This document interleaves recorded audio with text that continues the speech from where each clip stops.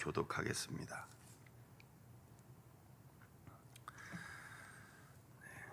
오늘 함께 보실 말씀은 구약 성경 여호수아 18장 1절부터 10절까지입니다. 찾으신 줄 알고 한 절씩 교독하겠습니다.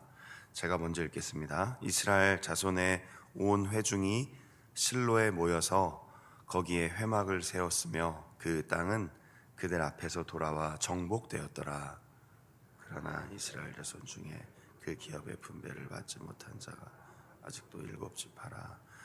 여호수아가 이스라엘 자손에게 이르되 너희가 너희 조상의 하나님 여호와께서 너희에게 주신 땅을 점령하러 가기를 어느 때까지 지체하겠느냐. 세 사람씩 선정하라. 내가 그들을 보내리니 그들은 일어나서 그 땅에 두루다니며 그들의 기업에 따라 그 땅을 끌어가지고 내게로 돌아올 것이라. 그들이 그 땅을 7 부분으로 나누되 유다는 남쪽 자기 지역에 있고 요셉의 족속은 북쪽에 있는 그들의 지역에 있으니 이것을 내게로 가져오라. 그러면 내가 여기서 너희를 위하여 우리 하나님 여호와 앞에서 제비를 뽑으리라. 레위 사람은 너희 중에 분깃이 없나니 여호와의 제사장 직분이 그들의 기업이 됨이며 갓과 르우벤과 므낫세 반 지파는 요단 저편 동쪽에서 이미 기업을 받았나니 이는 여호와의 종 모세가 그들에게 준 것이니라 하더라.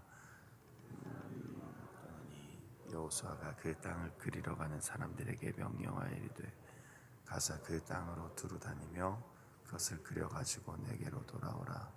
내가 여기 실로의 여호와 앞에서 너희를 위하여 제비를 뽑으리라. 그 사람들이 가서 그 땅으로 두루 다니며 성읍들을 따라서 7 부분으로 책에 그려서 실로 진영에 돌아와 여호수아에게 나아오니 여호수아가 그들을 위하여 실로의 여호와 앞에서 제비를 뽑고 그가 거기서 이스라엘 자손의 분파대로 그 땅을 분배하였더라. 아멘. 오늘은 왜 지체하십니까? 라는 제목으로 읽은 말씀 중심으로 잠시 말씀 전하고 기도하는 시간을 갖겠습니다.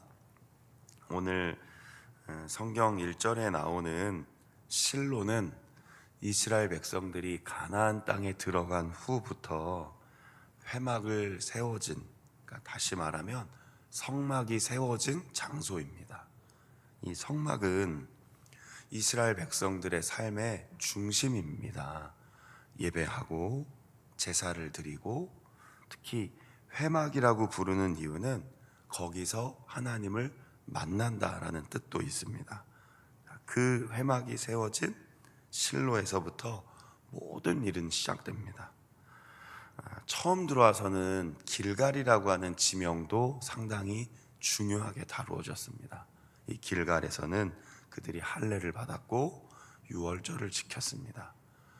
이스라엘 백성들의 삶을 쭉 따라가다 보면 역시 그 중심에는 하나님이 계시고 하나님과 만나고 예배하고 기도하는 삶이 중심이었다라는 것을 알게 됩니다.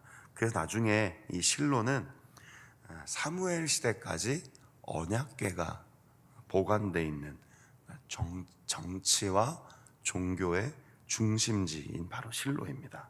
거기에 백성들이 모였습니다. 그런데 오늘 10절까지 읽어보니 이 모인 이유가 조금은 안타깝습니다. 다 정복했는데 그렇게 나오거든요. 그 땅이 정복되었더라. 그런데 그 뒤에 나오는 구절들을 보면 아직도 기업의 분배를 받지 못한 지파가 7개나 있다라고 얘기합니다. 그러니까 따지고 보면 유다 지파와 요셉 자손, 에브라임 므낫세 지파 빼고는 아무도 땅을 못 얻었다라는 뜻입니다. 왜냐하면 7절에 보니까 이미 르우벤, 므낫세 반과 그리고 갓 지파는 요단강 건너기 전에 이미 땅을 받았습니다. 그러니까 모세와 함께 모압 평지에서 정착하게 되는 2개 그리고 반 지파와 가나안 땅 들어와서 치열한 전투 속에 땅을 얻었던 유다 지파와 바로 직전까지 그래도 에브라임 므낫세 지파에게 여호수아가 가서 큰 민족이니 땅을 얻어라 했던 여기 빼고는 다 뭐 했다는 겁니까? 아직 온전하게 자신의 땅을 받지 못했다는 겁니다. 근데 그 받지 못한 것을 여호수아가 3절에 뭐라고 얘기했냐면요, 너희에게 주신 땅을 점령하러 가기를 왜 미루느냐라고 이야기합니다. 그러니까 모든 군사 작전은 이미 시작됐고 충분히 싸울 만한 힘도 있었고 가장 어려운 지역들은 유다와 요셉 자손이 들어갔던 겁니다. 그럼에도 불구하고 다른 모든 지역들의 정착과 온전한 정복이 이루어지지 못한 것은 오늘 3절에는 지체하겠느냐 이렇게 되어 있잖아요.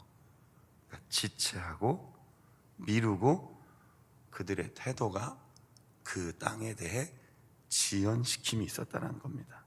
다시 말하면 조금 우리의 말로 일상의 언어로 쉽게 바꾸면 머뭇거렸다는 것이죠. 또 게으르고 나태했다라는 의미도 들어가 있습니다. 그러니까 꼭 그렇게만 다 보는 건 아닙니다. 너희가 왜 이렇게 게으르냐, 왜 이렇게 나태하냐 이렇게 지적받은 건 아닙니다. 그러나 이 지체한다라는 단어 속에는 여러 가지 이유와 나름대로의 합당한 핑계와 들어보면 그럴 수는 있겠구나라고 하나, 그럼에도 불구하고 가서 충분히 할 수 있었는데 머뭇거렸다는 것이죠. 정복이 끝났습니다. 그런데 온전한 통치력을 발휘하지 못했다라는 뜻입니다. 이 지점에서 우리는 창세기 1장에서 하나님이 우리에게 아담과 하와에게 주셨지만 우리에게도 주시는 그 명령을 떠올리게 됩니다. 생육하고 번성하고 충만하라, 그리고 정복하라. 많은 구약 성경 연구한 학자들은요, 그걸 다 어떻게 해석하냐면요, 가서 지배하라가 아니라 가서 섬기라, 그리고 영향력을 끼치라. 거룩한 하나님의 그 통치하심, 그 하나님의 은혜를 증거하라. 그리고 거기에 하나님의 말씀의 능력이 스며들게 하라. 우리가 말씀대로 살아가는 것을 보게 하여 많은 사람들이 하나님이 이 땅의 왕이심을 드러내라. 그걸 그렇게 해석합니다. 단순히 우리가 태어나서 잘 먹고 잘 살다가 아이들 많이 낳고 후손들 많이 낳고 땅 많이 얻고 재산 많이 축적해서 잘 산다는 뜻이 아닙니다. 하나님의 뜻 가운데 살아가고 하나님께서 우리를 번성하게 해주시면 그 은혜를 귀하게 여기고 가서 정복하라는 단어는 사실은 통치하라가 아니라 하나님의 통치하심을 전하라는 뜻입니다. 섬기고 희생하고 헌신하면서요. 다시 말하면 일부 지파 외에는 그 사명을 온전히 감당하지 못했다라는 것입니다. 그래서 여호수아가 어떻게 합니까? 가서 땅을 살펴보고 너희들에게 이미 여기 분배해 주려고 했던 땅에 지도를 그려갖고 오라고 합니다. 일시키는 거 아니겠죠. 가서 다시 살펴보고 그리고 다시 하나님께서 주신 사명을 기억하고 그리고 하나님께 삶을 맡기고 그 온전한 선한 영향력을 발휘하기 위해 마음을 새롭게 하라고 한 겁니다. 우리 사랑하는 성도님들, 우리는 지난 한 해를 어떻게 살았는지 12월이니까 계속 돌아볼 수밖에 없죠. 어떠셨습니까? 지체하신 것은 없으셨습니까? 머뭇거리는 건 없으십니까? 말씀 앞에서 늘 묵상하고 기도하고 이렇게 살아가는 이유는 우리에게 주신 이 삶이 너무나 귀하고 받은 은혜가 너무 감사해서 이렇게 살겠습니다. 이렇게 살아내겠습니다. 그러니 도움을, 하나님의 은혜를, 힘을 주십시오. 그게 기도의 자리를 지키는 게 아니겠습니까? 살아가면서 생기는 모든 문제와 어려움들을 제가 어저께 저녁에도 금요기도회 때 말씀 나눴지만 강청해서 하나님만이 주실 수 있습니다. 하나님만이 이 문제를 해결해 주실 수 있습니다. 그렇게 기도하며 살아간다는 건 힘을 다해 믿음으로 충성하겠다는 뜻이 아니겠습니까? 그럼에도 종종 우리 마음속엔 자꾸 나태해지고 게을러지고 머뭇거리고 지체하는 것이 있다는 것이죠. 더 중요한 것은 그 마음가짐을 계속 이어나가려고 한다는 겁니다. 충분한 이유를 가지고요, 충분한 핑계를 대면서 적절한 이야기를 내 마음에 담고 지체한다면 하나님의 뜻을 온전히 이루기가 어렵습니다. 우리 사랑하는 성도님들, 지체하는 신앙인이 되지 않기를 소망합니다. 나에게 주신 그 자리에서 충분히 감당할 만하기에 하나님은 늘 허락하십니다. 심지어는 감당할 시험조차도 주신다고까지 성경이 고백하지 않습니까? 하나님은 우리에게 늘 시험거리를 주시는 그런 아버지가 아닙니다. 늘 문제를 우리에게 많이 줘서, 어저께도 말씀드렸잖아요. 사람이 왜 꼭 문제만 생기면 일할까? 기도할까? 문제가 없으면 왜 자꾸 기도를 쉴까? 그럼 하나님 편에서는 문제를 줄까 안 줄까? 제가 심지어는 그렇게까지 질문을 했거든요, 어저께 저녁엔요. 그럼에도 하나님 아버지는 좋은 것을 주시는 분입니다. 우리에게 땅을 허락하신 분입니다. 우리에게 시간 속에서 믿음으로 살아갈 수 있는 힘을 주시는 분입니다. 그런데 우리가 자꾸 지체한다는 것이죠. 그럼 어떻게 되겠습니까? 오늘 반복되는 문장이 하나 있습니다. 6절과 8절과 10절에 보면 여호와 앞에서 제비를 뽑는다라는 단어를 여호수아가 계속 반복하면서 얘기합니다. 자, 제비를 뽑는 건 사람이 뽑는 겁니다. 지도를 그리는 건 여호수아가 가라 했던 사람들이 하는 겁니다. 땅을 보고 움직이는 건 사람들이 하는 것입니다.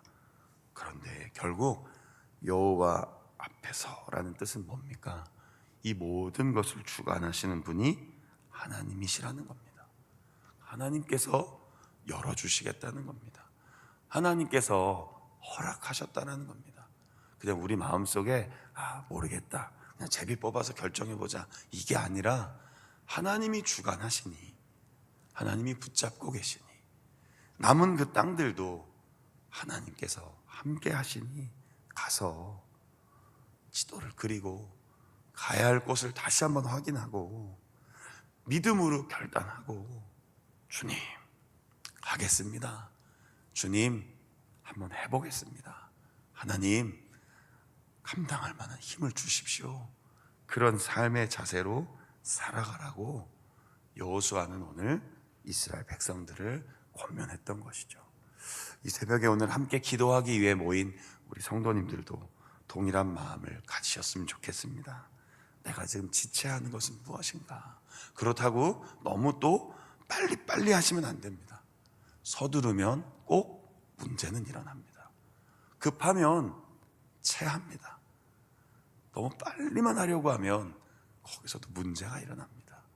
기다리고 인내하고 기도해야 합니다. 그게 대림절 기간이라고 했잖아요.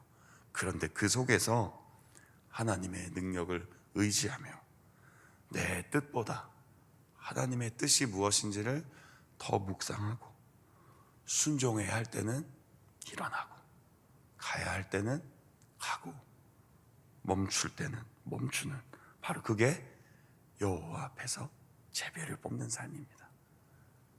답이 없어서 제비를 뽑는 게 아닙니다. 이미 답은 다 나와 있습니다. 분배도 다 받았습니다. 여호수아가 이미 다 정해줬습니다. 그런데 머뭇거릴 때 다시 그들 백성에게 여호수아는 이야기한 것이죠. 하나님 앞에서 다시 힘을 내십시오. 여호와 앞에서 다시 믿음으로 결정하십시오. 지체하지 마십시오. 그게 오늘 우리가 묵상하고 기도의 제목으로 삼을 중요한 말씀이었습니다. 오늘 기억하면서 토요일 하루 하나님의 뜻 가운데 믿음으로 살아가시기를 축복합니다. 그리고 내 마음속에 떠오르는, 이게 설교를 듣거나 예배를 드리거나 어떤 찬양을 들으시거나 묵상할 때 떠오르는 생각들이 있지 않겠습니까? 이런 일이, 또 이런 역할이, 이런 상황들이, 하나님께서 우리 마음을 감동시켜 주실 때 떠오르는 선한 생각들이 있으실 겁니다. 그걸 붙잡으십시오. 이렇게 지나가지 마십시오. 그냥 슥 스쳐 지나가지 마십시오. 붙잡고 기도의 제목으로 삼고 믿음으로 행동할 때 하나님은 늘 도와주십니다. 역사하시는 그 하나님, 그 은혜를 붙잡고 오늘도 주어진 하루도 또 매일매일의 삶 가운데도 지체하는 삶이 아니라 믿음으로 승리하는 삶을 살아가기를 간절히 축복합니다. 아멘. 기도하겠습니다. 하나님, 혹시 우리도 오늘 성경에 나오는 7 지파처럼 지체하는 것은 없습니까? 다 알고 있는데, 해야 하는데, 그것이 나에게 주신 사명인데 머뭇거리는 것은 없는지 돌아봅니다. 게으름과 나태는 참으로 주의해야 할 삶의 태도입니다. 그런 태도가 우리의 마음을 지배하고 있지는 않은지 살펴봅니다. 그리고 내게 주신 삶의 자리에서 믿음으로, 때로는 최선을 다하여, 때로는 열심으로 하나님의 뜻을 이루어내는 그리스도인의 삶을 살게 해 주옵소서. 하나님 명령에 늘 순종한다고 고백합니다. 그러나 혹시 그 순종이 온전하지 못한 것은 아닌지 스스로 돌아봅니다. 그리고 여호와 앞에서 모든 일을 결정하려고 했던 여호수아와 이스라엘 백성들처럼 우리도 삶의 주권이 하나님께 있고 우리의 힘이, 우리의 도움은 여호와께로부터 온다는 것을 믿으며 우리의 삶의 자리에서 믿음으로 승리하도록 인도하시고 축복하여 주옵소서. 빠른 세상을 살아가지만 때로는 그 삶 속에 하나님의 말씀과 기도로 살아가야 함을 늘 깨닫습니다. 주님 우리 곁에 계시니 마음이 평안합니다. 그 마음으로 이 땅을 힘있게 살아가는 자원교회 귀한 성도님들의 삶이 되도록 이 아침에도 은혜와 평강과 위로를 가득 부어 주옵소서. 기도하는 이 시간 응답해 주실 것을 믿고 전능하신 하나님께 나의 마음을 두고 기도하여 오늘도 온전한 믿음으로 승리하는 날 되게 하여 주시옵소서. 우리 주 예수 그리스도의 이름으로